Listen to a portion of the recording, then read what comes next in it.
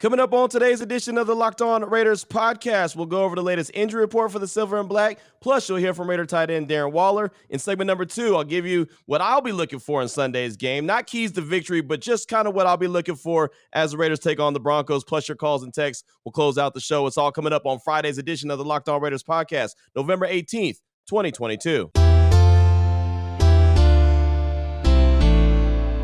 Just win. Just win. Just win. Just win. The autumn wind is a raider, pillaging just for fun. He'll knock you round and upside down and laugh when he's conquered and won. And won. And won. And won. And won. And welcome in, Raider Nation, to another edition of the Locked On Raiders podcast. Thank you so much for making the show your first listen each and every day. Remember, you can find the Locked On Raider podcast free and available on all platforms, including YouTube. My man Ari doing a fantastic job behind the scenes. Definitely appreciate him. You can check him out on Twitter. As long as Twitter's still alive, at Ari Produces, again, does a fantastic job. Today's edition of the Locked On Raiders podcast is sponsored by Simply Safe Home Security with Fast Protect technology, exclusively from Simply Safe. 24/7 monitoring agents capture evidence to accurately verify a threat for faster police response. There's no safe like Simply Safe. Visit simplysafe.com/LockedOnNFL to learn about more. And as we close things out on this Friday, have a lot to get to. Raider tight end Darren Waller was actually in the Raiders locker room following practice on Thursday and had an opportunity to catch up with a few reporters. I was actually pretty surprised by that, saying he's on IR and he's not going to play for another 3 weeks at least. So really shocked that he was made available, or he was in the Raiders locker room. So my man Vinny Bonsignore, Adam Hill from the RJ, both those guys from the RJ,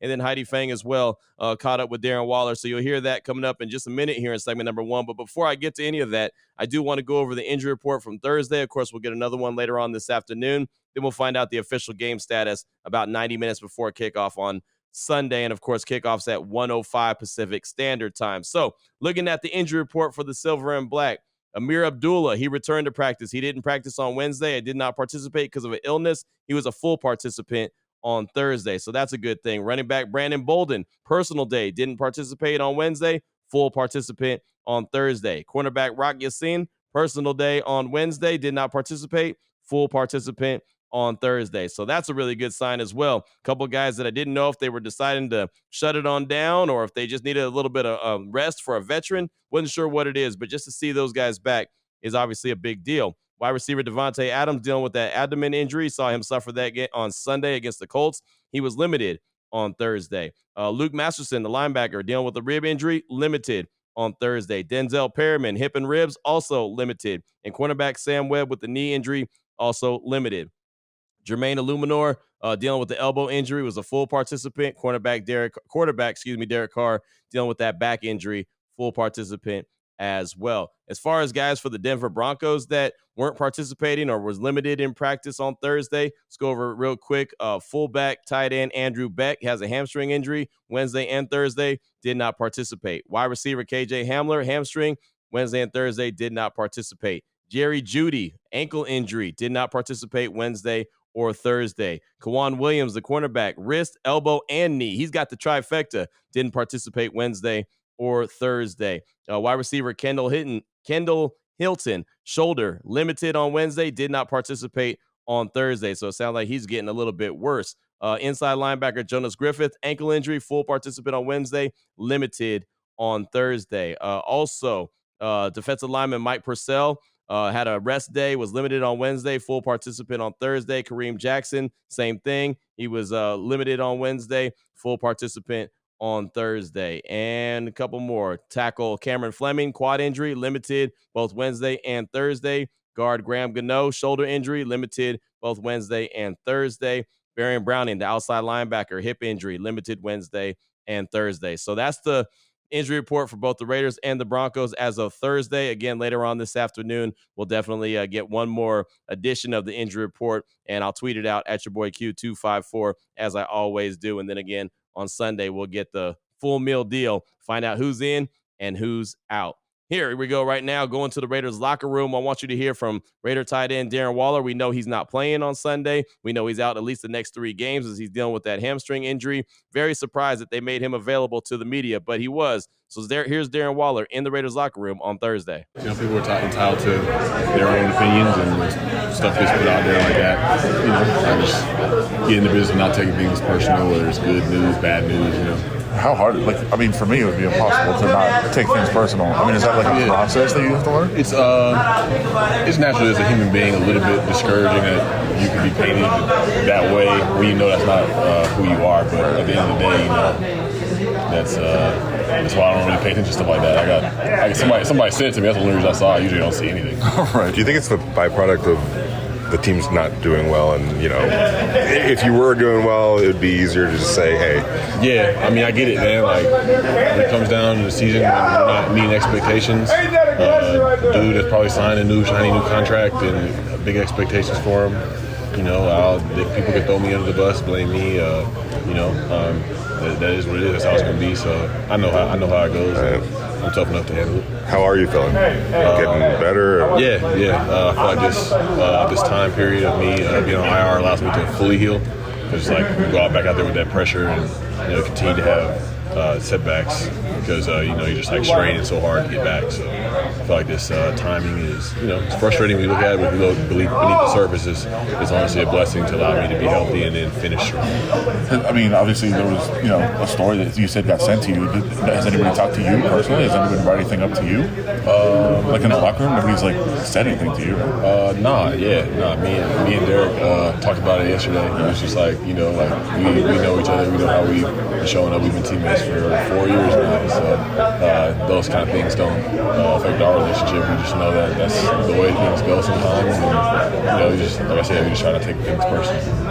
Is it fuel to the fire, or are you so ignoring it that it's not even, you don't even want to accept it to the point of using it as fuel to the fire? I don't really use things like that as fuel just because at the end of the day the fuel's got to come from inside of me. The fire's got to be inside of me. So things like that I just kind of take them in, and it's man, I wish it wouldn't be painted that way, but at the end of the day you just let it pass and keep it moving. How about, it's hard to ignore.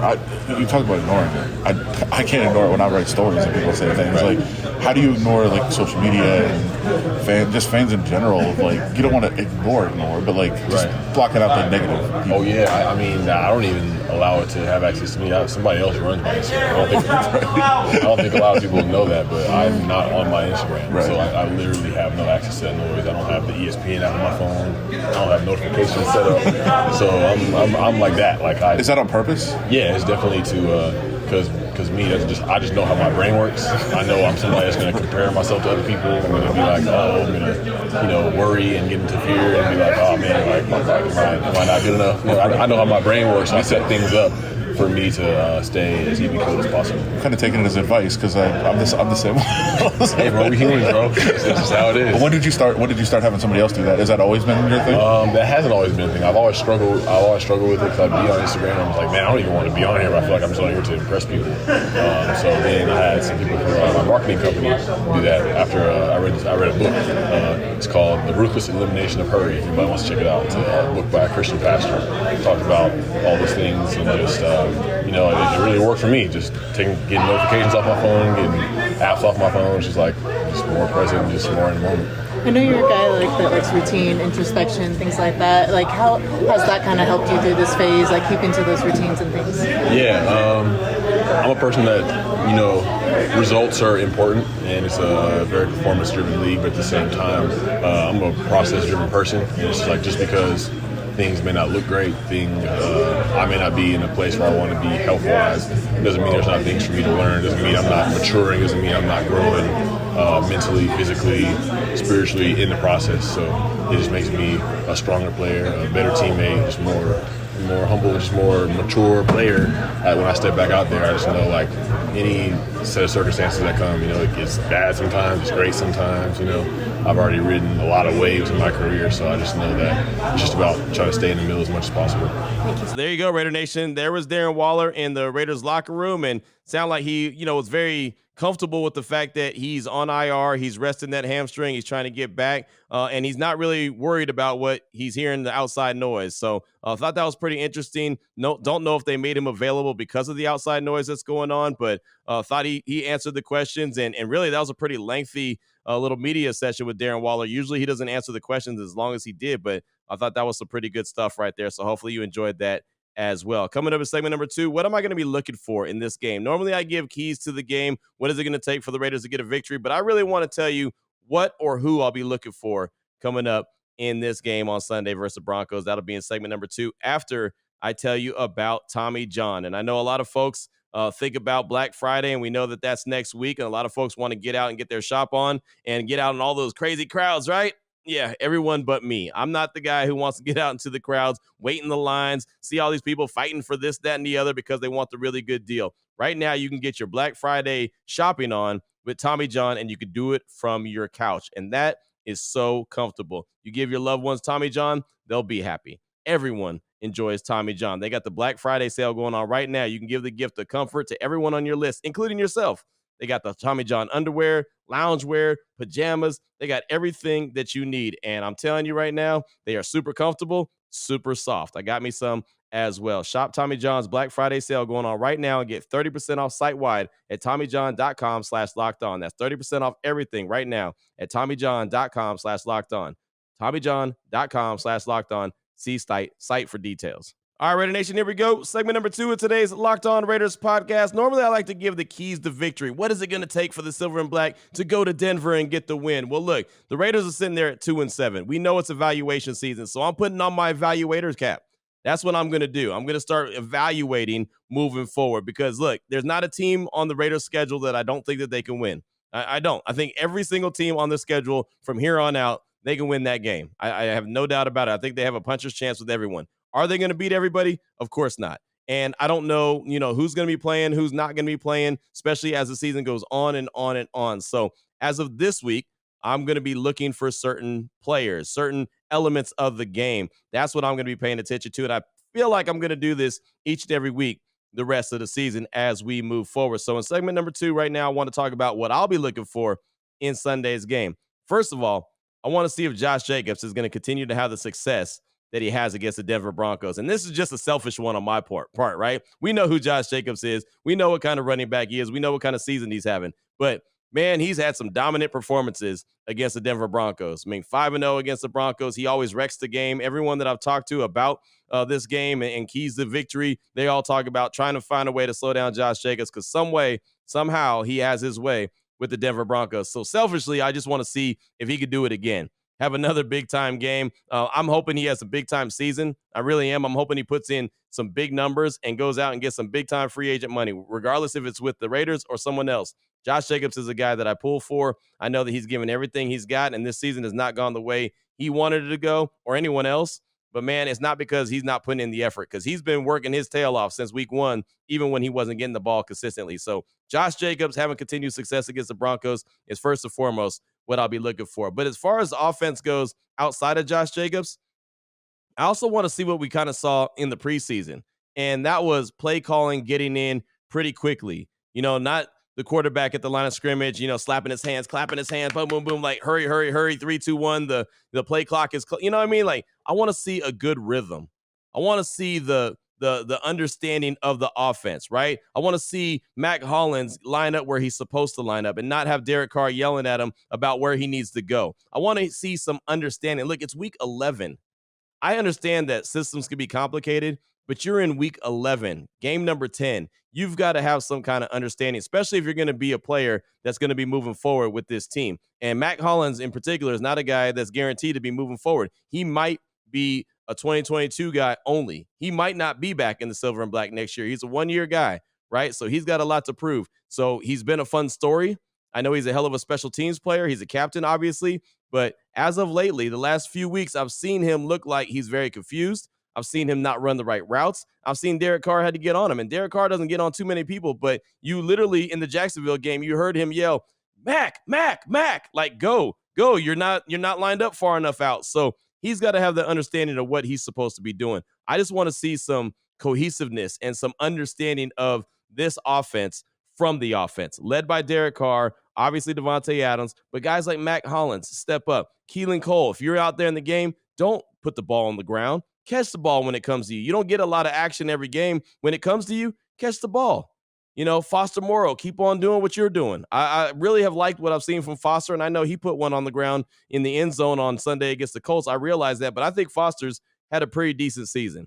But those guys in particular, Mac Hollins and Keelan Cole, I want to see a little bit more from them, and I want to see understanding from the offense. Defensively, how about Jerry Tillery? The Raiders just picked him up off of waivers from the Chargers, and as Vinny Bonsignore said to me on Thursday on our show on Radio Nation Radio 920 on Necessary Roughness, he said he immediately becomes the best interior defensive lineman that the Raiders have. What does that tell you? That the defensive lineman that the Raiders have on the interior is not that great, right? Bilal Nichols, I like him. Andrew Billings, I like him. I know him personally, right? He went to Baylor, went to Waco High. He's a good dude, but he's not a guy, and I'll tell you, and I'm sure he'd probably tell you too, he's not a guy that should be starting. He should be part of a rotation. If Jerry Tillery can come in there and provide a little something, I'm actually going to be paying attention to him the rest of the season because he's a guy that the Raiders could decide to go ahead and hold on to if he could be a disruptive force on the interior of the defensive line.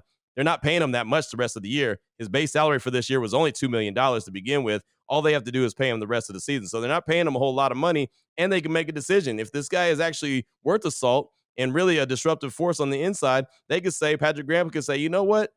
Zig, I'd like to hold on to that guy. Let's go ahead and re-sign him to a contract. I would have no problem with that. They've got to find some kind of pressure on the interior part of that defensive line. If Tillery could provide it, great. He's got 8 games to show that he can do that, right? It's an 8-game audition for Jerry Tillery. So I want to see what he's going to look like coming up on Sunday versus Denver Broncos. Max Crosby, Chandler Jones, I put those two together because they're the bookends on that defensive line, but really I'm talking about Chandler Jones. I want to see him get a sack, man. I want to see both those guys get a sack on Sunday. Chandler Jones came to the Raiders, and one of the claim to fames he had is his success he always had against Russell Wilson. Well, we haven't seen it yet. We'd love to see it on Sunday. He did have a little bit of success in week 4. I'll give him that. There's a couple times that the Broncos offensive line had to hold him or else he would have got to Russell Wilson, but it's not consistent enough. So the Broncos offensive line is really banged up. So I'd like to see Chandler Jones getting home a couple times. Of course, I'd like to see Max Crosby continue to get home. He already has 7 sacks on the season. I'd love to see him pick up a couple more. I really would. I hope that Max has a hell of a season. I mean, he's given everything he's got. He's frustrated by the losses, but he doesn't decide that he's going to stop the way he plays. He's going to keep busting his backside, and that's what I can appreciate. So we'd like to see both those guys get home, but I'm really looking at Chandler Jones, man. I haven't seen that guy get home yet. He has a half a sack on the season. Come on, man. You're getting paid a whole lot of money, and I'm not here to count your pockets, but man, show up to the table, man. Show up to the party. At least show why, Dave Ziegler and company thought it was a good idea to bring you in. Come in and get a sack or two, right? Do something. Have a good day, right? Sunday's a good day to have a good day. And that's what I say. That's what Chandler Jones needs to do. And then also defensively, and I'll shut it down at this, Sam Webb, Luke Masterson, maybe Darian Butler, all 3 young guys. I'm paying attention to the young guys. Again, evaluation season. Sam Webb, he showed something on Sunday. I thought he did a good job against the Colts. He caused that fumble that unfortunately Darian Butler did not fall on, but he had a couple pass breakups. Sam Webb did a good job. I'd like to see him continue to grow. I'm not saying that he's going to be a shutdown corner for the Raiders moving forward, but he could be a nice piece of depth.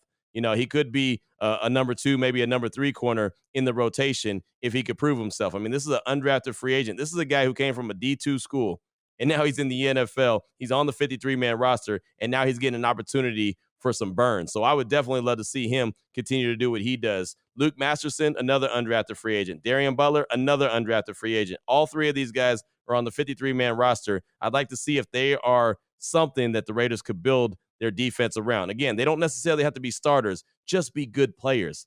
The Raiders lack quality depth on the team. They have a couple big names like a Max Crosby, a Nate Hobbs, Deron Harmon, even though he's a little older in the tooth, he's a player that's been there, done that. Denzel Perryman, he's been there, done that, but he's also in the last year of his deal. So is he going to stick around? Who knows? They need another wave of young cats that could provide something and be a little something to help that defense out because, man, it's been a long time since the Raiders really invested in a defense with a bunch of quality players. I know when Gus Bradley took over as a defensive coordinator, they did bring in some defensive players, and they did, in my opinion, do better than even what the Raiders defense is doing this year, but it wasn't good enough.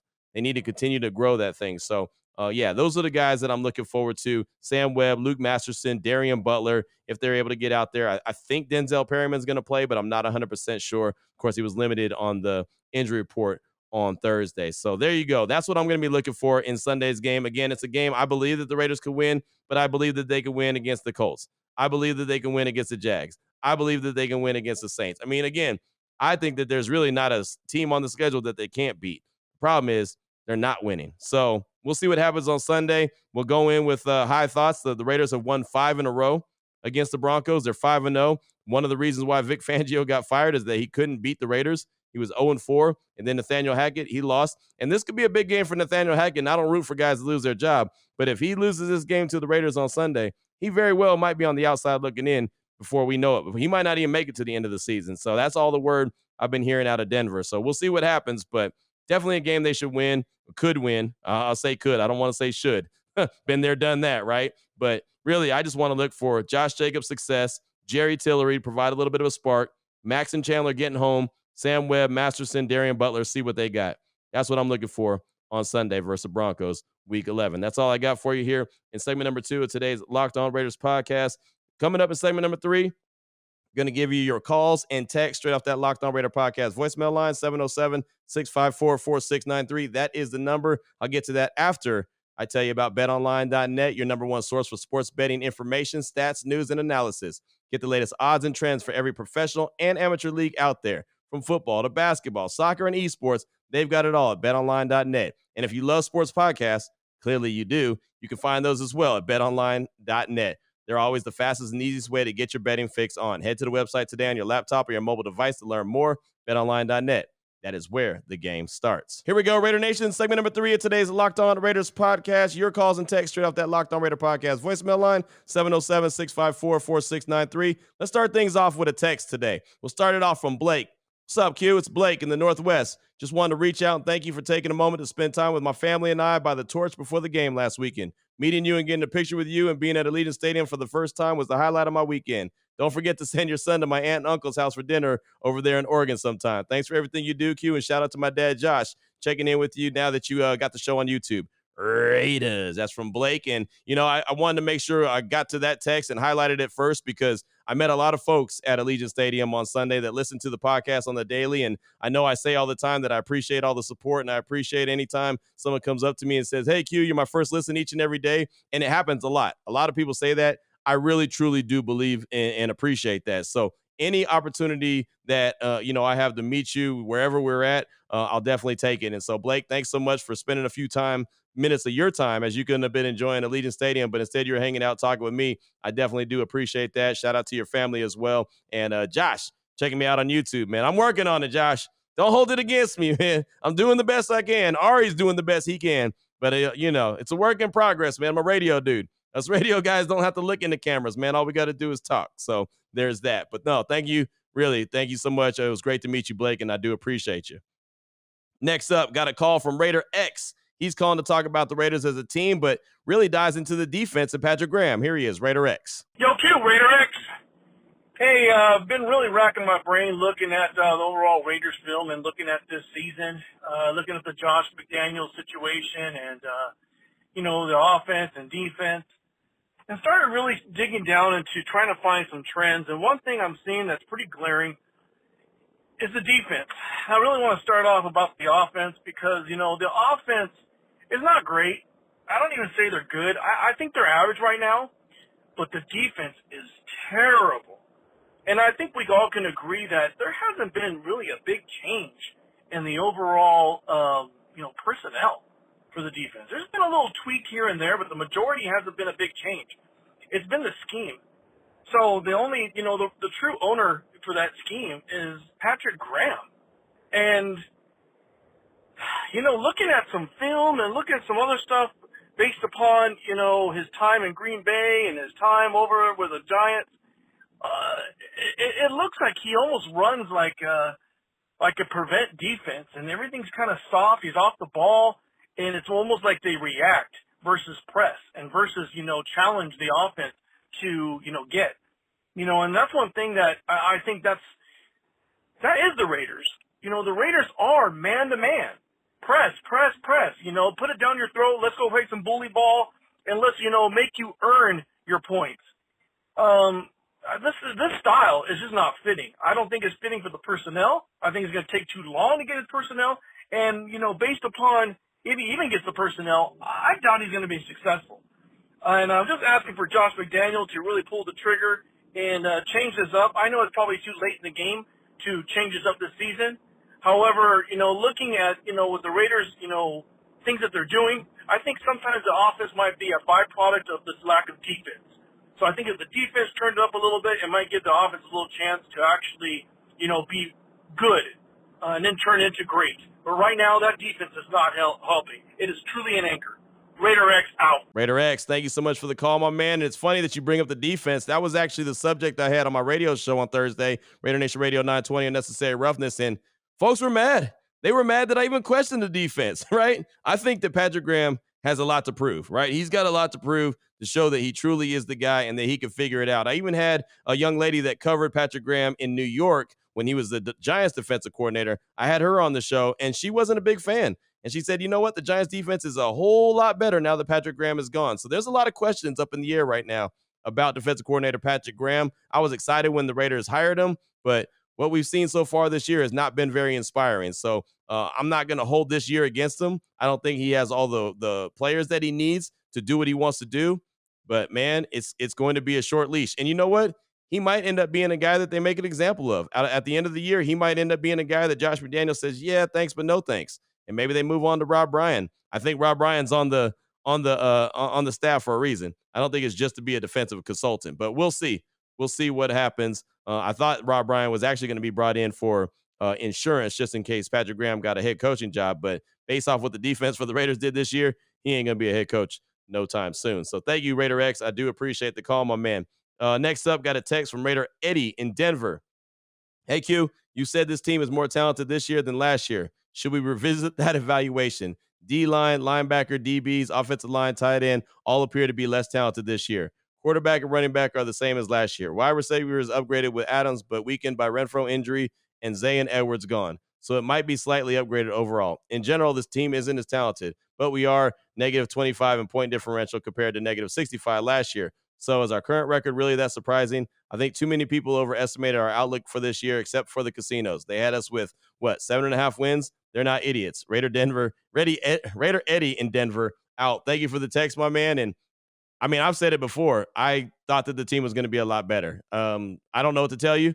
I think that they have a lot of talent. The defensive line, it's a different scheme than what Gus Bradley had. So Patrick Graham wanted to bring in guys that were more beefy and wanted to be able to stop the run, as opposed to Gus Bradley had the skinny guys that can get skinny in the gaps and then get to the quarterback. So that was a little bit different.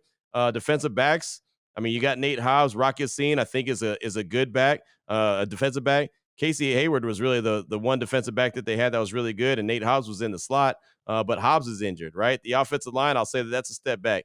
Tight end is the same. I mean, Darren Waller is just injured, right? I mean, just like you said about Renfro being injured, well, Darren Waller's injured. He's still there. So, I mean, there's plenty of talent on the team. It's just obviously didn't translate like I believed it was going to. So I'll take that, right? Maybe I need to reevaluate. Fine. I'll do that. I'll own that. I have no problem with that. I never claimed that the casinos are idiots, but I will say the last 3 or 4 years, they've underestimated what the Raiders were going to do every single year outside of this one. So, I mean, you bring up some good points, but at the same time, I do think that the Raiders have a lot of talent this year. They just obviously haven't put it together, and the defense does need upgrading in a major way, right? Trayvon Merrick is taking a step back. I think Jerron Harmon is much better in the back end with him as opposed to Jonathan Abram, right? Denzel Perryman is still there. I mean, there's comparable talent, right? So, I mean, I guess we could pick it apart. It's easy to pick it apart and say, oh, their talent's not there when they're sitting there at 2-7. So I don't know. I mean, that's only my thoughts on it. But I mean, I know where you're going with it. So like I said, I say it all the time on my radio show. I have no problem being wrong. So if that was a text to prove that I was wrong, cool, succeeded. All right, let's get one more call in before we wrap it up for the show and wrap it up for the week. Jordan in Oregon, he's calling to speak on head coach Josh McDaniels and how he's been back and forth on the hiring of Josh. Also talks about staying the course with him. Here he is, Jordan in Oregon. Hey, what's going on, Q? Jordan in Oregon. Hey, I wanted to call and first off tell you congrats on I heard you on the roundtable, actually through the Raiders website with JT and Lincoln. I thought that was really cool, and just want to give you a shout out for that. Really impressed by that, and to see your growth and to see you on that sort of platform is really awesome and well deserved on your part. I did want to call in and say, I've been really back and forth with the McDaniels hire from the very beginning. And really, even with the process in which he got hired, that just the fact that it was a very extensive search, and he wasn't the exact candidate that a lot of Raider Nation, including myself, had in mind.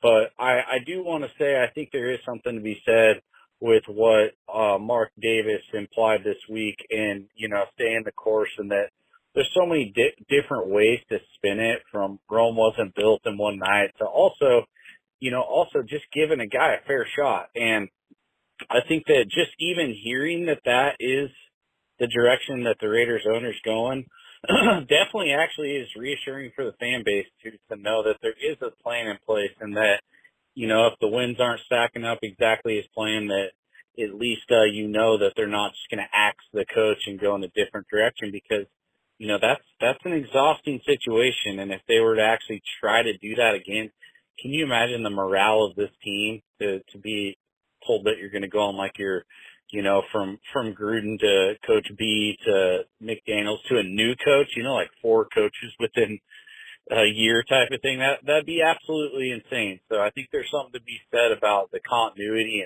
and if you're going to buy in from the start, you can't give up on the plan 9 games in. But with that being said, I think it's gotten more organized to me to how the future of this team could go. Is obviously, Q, I've heard you referring to it's an evaluation season. That's definitely, of course, the case, but I think it's also going to come down to what position are the Raiders in with like a month to go in the season. Are they just on the outside of the top 10 looking in, or are they in the top 5 looking in as far as draft order goes? Because if that is the case, I could see them ultimately having to make a decision with Carr at that point, and whether they're going to look to invest in a rookie and go that direction. Because my pushback on everything about Carr, I think he's a great quarterback, average quarterback, but I just don't know that he's somebody, if you're going in a long-term plan, that he's the guy. You'd almost think they'd go with the rookie at that point. But appreciate you, man. Peace out. Jordan, thanks so much for the call, my man. I do appreciate you. And, I think a lot of Raider Nation wasn't sold on McDaniels. Hell, I think that a lot of Raider Nation is still not sold on McDaniels. And I know I wasn't sold when his name first popped up, but that was for selfish reasons. Again, be the first to admit that was selfish reasons. I didn't think he was going to talk to the media. I didn't think he was going to give us any kind of answers. I didn't think he would, provide too much when we had media sessions, but he's been pretty good. He really has. And I think that he's provided a lot as far as insight on what he's saying. We'll talk to him, matter of fact, a little bit later on this afternoon around 10:30 this morning. We should be talking to him at the Intermountain Healthcare Performance Center.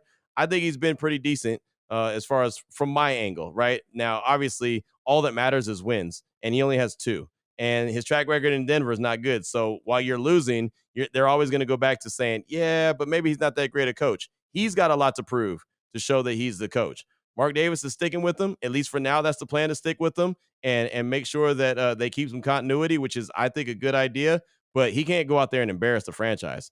If he goes out there and embarrasses the franchise more than has already been done, I mean, you lose to Jeff Saturday, you lose to the Jaguars, you get skunked and don't even cross the 50-yard line by the Saints. There's a lot of embarrassment and a lot of stink right now on the organization. So I'm sure Mark Davis is being patient. As he said, he's trying to make sure that he rides this thing out. But a couple more embarrassing outings, and who knows, things could change quick, fast, in a hurry. Remember Jim Irsay of the Colts, and I know Irsay and Mark Davis are totally different people, but Irsay said Frank Reich was the head coach and he wasn't going anywhere. A couple weeks later, he's fired. So there's that. But Jordan, thank you so much for that call. I do appreciate it. And that's going to do it for today's show. Just like that, man. Quick, fast, and in a hurry. Josh McDaniels, we'll talk to him around 10:30 this morning, again at the Intermountain Healthcare Performance Center. So whatever time you're actually listening to this, maybe it's coming up, maybe it's already happened. But we'll find out more on the injury report a little bit later on this afternoon. And then we'll find out who's active and inactive 90 minutes before kickoff on Sunday. So appreciate you, Raider Nation. As always, thanks so much for making the show your first listen each and every day. Remember, you can find the Locked On Raider podcast